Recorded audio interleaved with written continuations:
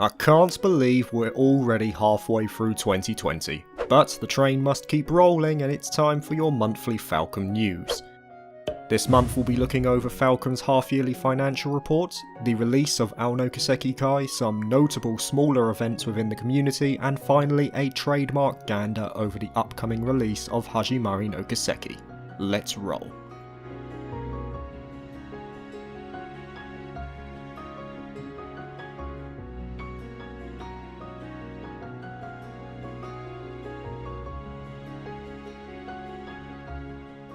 Back on May the 17th, Falcom released their half-yearly financial report which showed the company was up on their forecasts across the board. Buoyed mainly by strong PSN downloads and impressive performance from PC ports in Europe and North America for the likes of East and Tokyo Xanadu EX+, the company have exceeded expectation despite their conservative forecasts. It's worth noting that these are indeed lower than last year's record-breaking figures of the same period, but Falcom are aware that the second quarter, especially for this fiscal year starting on October the 1st, was going to be a struggle, as is the case when the company is deep in development.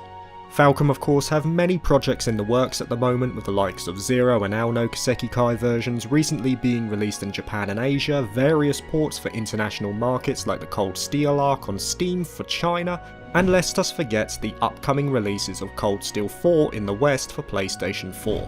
We also have the release of Hajimari No Kaseki in Japan, which has also had a Korean and Chinese release date announced for the 27th of August, the same date as the Japanese release. We also can't forget the East series with Memories of Celceta due out for the 9th of June in North America and the 19th of June in both Europe and Australia. The fact that the company has performed better than forecasted in light of this heavy development process, which has seen very little in the way of releases, is only a good sign, and the figures are likely to push on further for the final half of the fiscal year.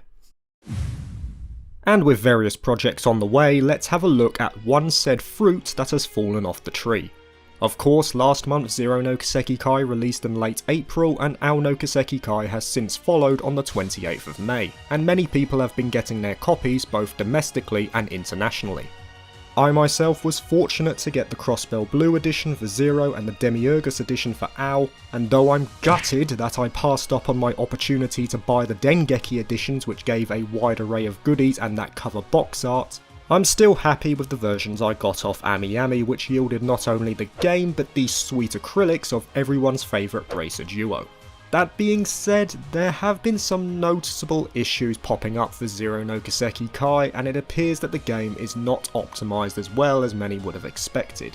Textures appear to be upscaled from the PSP version but don't look super crisp, and there are the odd FPS issues here and there. And apparently some of these snags have also translated to Nokiseki Kai as well.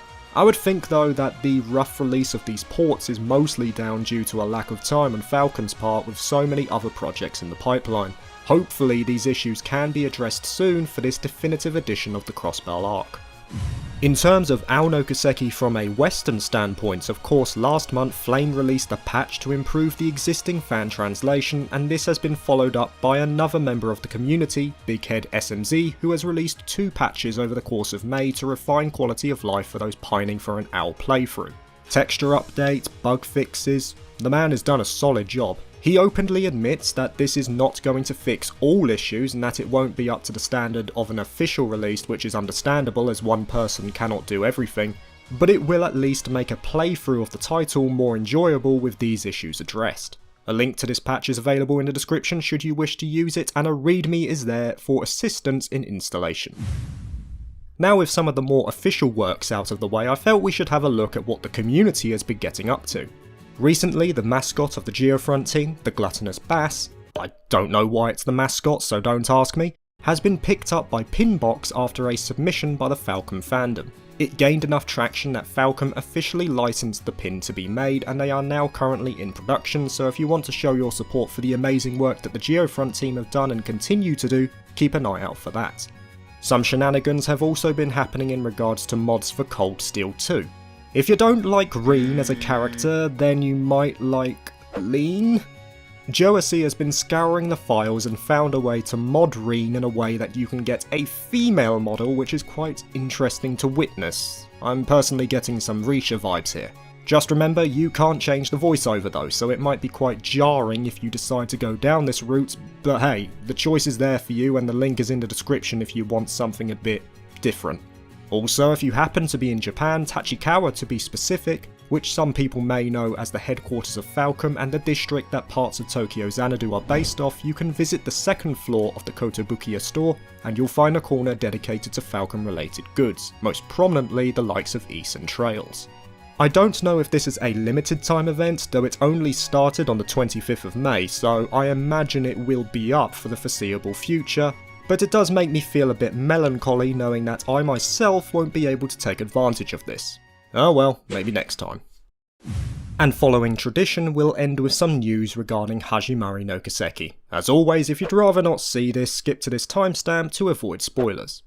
We're drawing ever nearer to its release in Japan, and of course the likes of China and Korea will get a simultaneous release thanks to Clouded Leopard.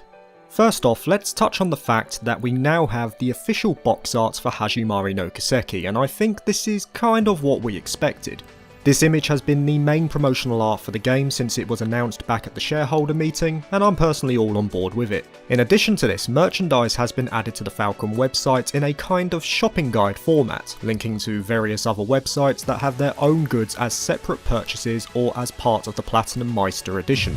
For example, AmiAmi has this picture of Ren included as a pre-order bonus if you order the game from their website. Talking about the limited editions, pre-orders went up for this around the start of May, and as said prior, it was named the Platinum Meister box. You have the standard edition which can be ordered through the Falcom website, but there are also sites like Dengeki that have been going all out.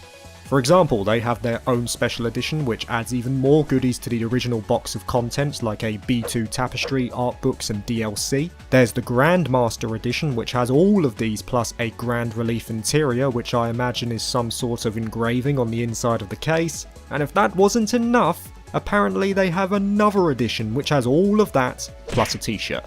They are pricey, there's no doubt there, but you're getting a pretty good bang for your buck if you choose to go this route. And even though I was tempted, I have ordered the standard limited edition off the Falcom website and will be doing an unboxing when it arrives if you're interested. And speaking of Dengeki, the latest issue showed more news regarding the game and what characters we're expected to see. The likes of Muriel, Kao and Erika will be returning. And if this image is anything to go by, I guess we can say rest in peace Agate.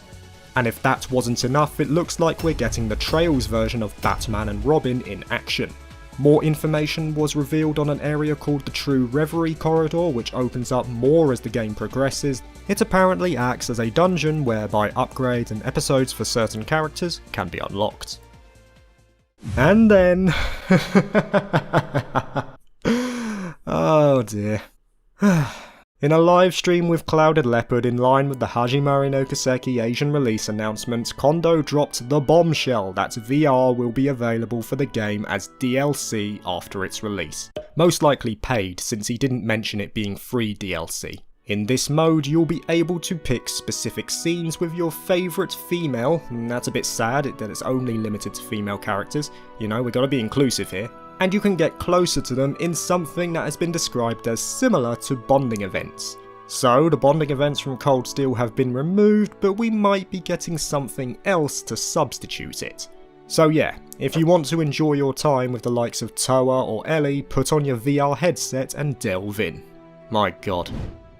And naturally, we can't forget the new promotional trailer that has been taken centre stage, which seems to be showing Trails in a more cinematic light. I like it, we're seeing a host of new and returning characters like Risha, Noelle, Dudley and Kia, but we're also getting glimpses at the likes of the Thunder God Mateus Vander for the first time on screen, plus the ensemble of new characters like Swin and Nadia. Apparently Asia will be getting a demo very soon, and I imagine this will also apply to Japan as well. I mean, I'd be very surprised if Japan didn't get one. Everything is shaping up quite nicely indeed. And there we go guys, this month's round of Falcom news is complete. I appreciate there wasn't much to ponder in this month, and to be honest I can't see there being too much to look at over the next 2 months or so if nothing noteworthy comes up I won't make a news video for June or July as it would just be a waste of time. But that depends on what Falcom has in store for us. Stay safe out there Falcom family, and I'll see you again very soon.